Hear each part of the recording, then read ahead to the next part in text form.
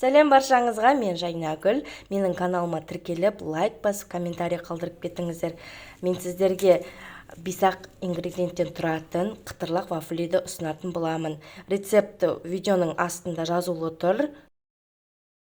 Бөлме температурасында сары майымызды алып, оның үстіне қантымызды салып, миксерлейміз жақсылап. Одан кейін жұмыртқамызды алып, тағы да миксерлеп, жақсылап араластырамыз.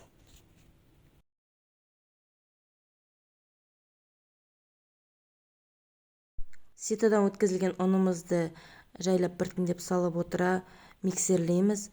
Бір қалыпқа келгенше миксерлеп аламыз. Мен ванилин салдым.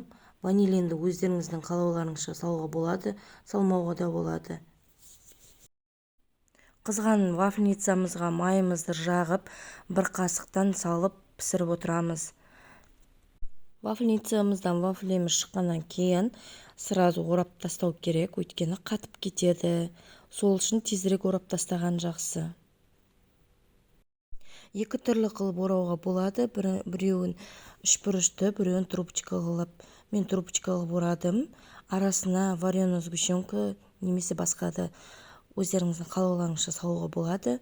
Міне осылай болып пісті. Бәрінің көңілінен шығатын вафлиді сізде пісіріп көріңіз.